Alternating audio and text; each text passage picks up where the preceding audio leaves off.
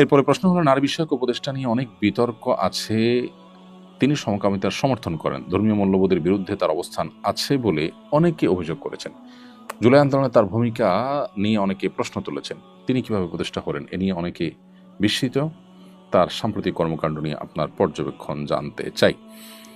দেখুন, আমরা তার প্রতি পরিপূর্ণ শ্রদ্ধা রেখে বলতে চাই, তিনি একজন সিনিয়র মানুষ, বয়স্ক মানুষ। তিনি নারী এবং শিশুদের কল্যাণে যতটা কাজ করছেন, আমারও মনে হয় যে তার চাইতে বেশি তিনি সমকামিতা, এদেশের প্রচলিত আইনে যেটি অপরাধ, সেই বেআইনি কাজকে প্রতিষ্ঠা করবার জন্য তিনি তার চেয়ে বেশি সোচ্চার রয়েছেন।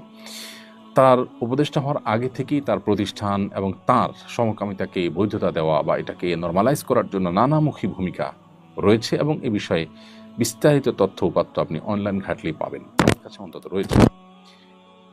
তিনি উপদেষ্টা হওয়ার পরপরই টিএসসিতে একটি প্রতিবাদ সভায় অংশগ্রহণ করে তিনি কিছু কথা বলেছিলেন। সেই কথাগুলোর আলোকে বিভিন্ন জাতীয় গণমাধ্যমে যে রিপোর্ট হয়েছে কোট আনকোট করে তার বক্তব্যকে, সেই বক্তব্যের আলোকে আমি সেই শুরুর দিকেই প্রতিবাদ করেছিলাম যে তিনি সমাজ কল্যাণ উপদেষ্টা হয়ে অসামাজিক কার্যকলাপে লিপ্ত। তিনি নারী এবং শিশুর বিষয়ক উপদেষ্টা হয়ে নারী এবং শিশুর কল্যাণে কাজ না করে বরং নারী সাজছে যে সমস্ত পুরুষেরা, তাদের অধিকার নিয়ে তিনি বেশি ব্যস্ত হয়ে পড়েছেন, এবং পরিবার ব্যবস্থাপনাকে ধ্বংস করবার নীল নকশা যারা বাস্তবায়ন করছেন তিনি তাদের অন্যতম। আমি আবারও বলছি, তার প্রতি শ্রদ্ধা রেখেই তিনি যা করছেন তা এ সমাজের মানুষের মূল্যবোধের বিরুদ্ধে যুদ্ধের সামিল। এবং উপদেষ্টা পরিষদের মধ্যে তিনি যতটা জঘন্য কর্মকাণ্ডে লিপ্ত, আমার মনে হয় না অন্য কারোর ব্যাপারে সেরকম আপত্তি, এত জোরালো আপত্তি অন্তত আছে। আমরা জানি যে তিনি নারী এবং শিশু বিষয়ক মন্ত্রণালয়ের দায়িত্বপ্রাপ্ত। নারী এবং নারী বিষয়ক যে সংস্কার কমিশন হয়েছে সেটা নিয়ে যত বিতর্ক হয়েছে, সেটা আমাদের ধর্মীয় মূল্যবোধ পরিপন্থী, শুধু মুসলিম নয়, সকল ধর্মের এদেশের মানুষের বিরুদ্ধে যতটা অবস্থান নিয়েছে, যতটা ন্যাক্কারজনক দৃষ্টান্ত স্থাপন করেছে তাদের প্রস্তাবনাগুলো, বেশিরভাগ প্রস্তাবনাগুলো, সেটা আমাদের সবারই কম বেশি জানা। তো আমার মনে হয় যে উপদেষ্টা এই সব কিছুর দায়ভার, বিশেষ করে তার কৃতকর্মের দায়ভার তার উপরে বর্তায়।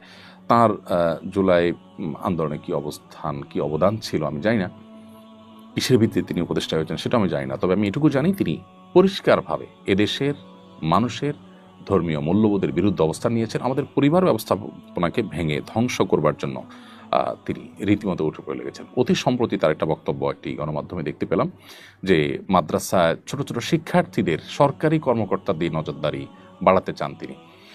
সরকারি কর্মকর্তারা মাদ্রাসার নজরদারি করবে, কয় মাদ্রাসা বা অন্যান্য মাদ্রাসাগুলো নজরদারি করবে, ভালো কথা। কয় মাদ্রাসাগুলোর কল্যাণে সরকারি প্রতিষ্ঠানগুলোর কোনো ভূমিকা থাকবে না, তাদের বেতন ভাতা, তাদের সুযোগ সুবিধা কোনো ক্ষেত্রেই থাকবে না।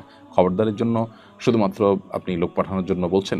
এবং শুধু তাই নয়, তারা সেখানে যাবেন মানে কি, বিভিন্ন রকমের মিথ্যা অভিযোগ তুলে হামলা মামলার ভয় দিয়ে ঘুষ খাওয়ার একটা রাস্তা ওপেন করার জন্য বলছেন।